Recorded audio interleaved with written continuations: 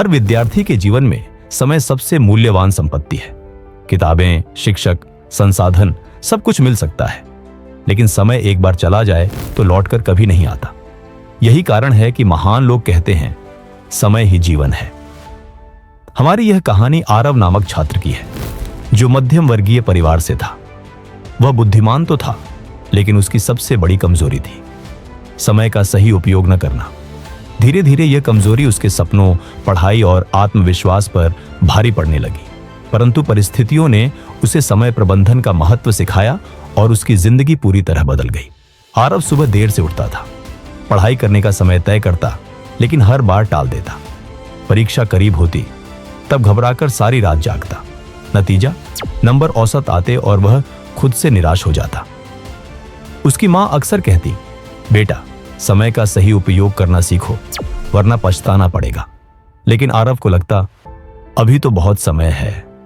वह दोस्तों के साथ मोबाइल पर गेम खेलता, सोशल मीडिया पर घंटों बिताता और फिर खुद को कहता, कल से पढ़ाई शुरू करूंगा। यही कल कभी आता ही नहीं था।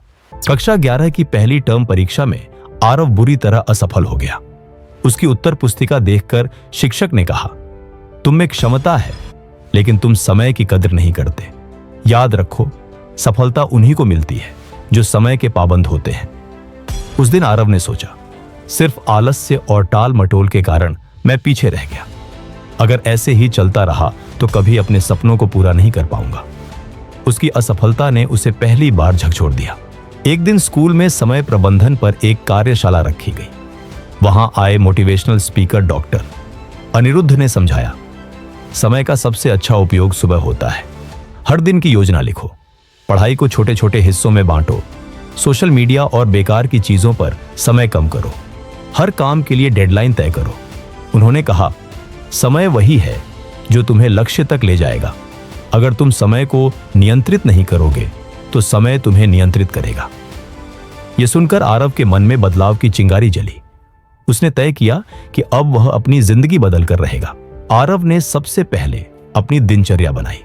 सुबह 5:30 उठना, 6 से 8 बजे तक पढ़ाई, स्कूल के बाद थोड़ा आराम, शाम को होमवर्क और रिवीजन, रात को 1 घंटा मोटिवेशनल किताबें पढ़ना। उसने अपने मोबाइल का स्टडी टाइमर बनाया और तय किया कि सोशल मीडिया पर रोज 30 मिनट से ज्यादा समय नहीं देगा। शुरुआत कठिन थी, कई बार उसे नींद आने लगी, कई बार उसका मन खेलने को हुआ, लेकिन उसने अपने लक्ष्य की याद दिलाकर खुद को संभाला। धीरे धीरे उसकी मेहनत रंग लाने लगी। होमवर्क समय पर पूरा होने लगा।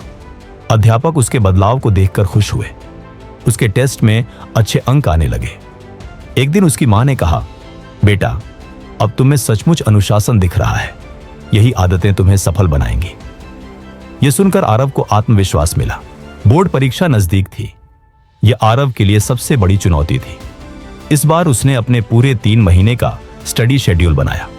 हर विषय को बराबर समय देना, हर रविवार को साप्ताहिक पुनरावृत्ति, हर 2 घंटे पढ़ाई के बाद 10 मिनट का ब्रेक। उसने खुद से वादा किया, चाहे कुछ भी हो जाए, मैं अपनी योजना का पालन करूंगा।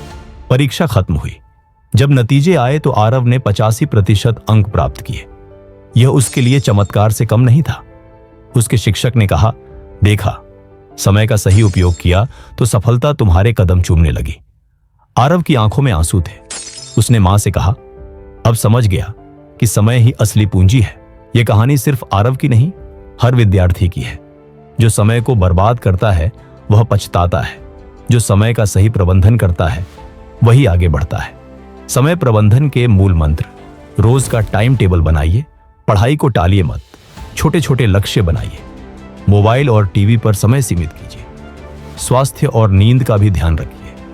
आरव की तरह हर छात्र यदि समय का महत्व समझ ले तो कोई भी लक्ष्य असंभव नहीं है। नई सोच इंडिया के इस एपिसोड में इतना ही। मिलते हैं आप सभी युवाओं से अगले एपिसोड में। हमारे चैनल को लाइक, सब्सक्राइब और शेयर करना मत भूलिएगा, क्योंकि आप युवा ही हमारी देश की ताकत है। धन्यवाद।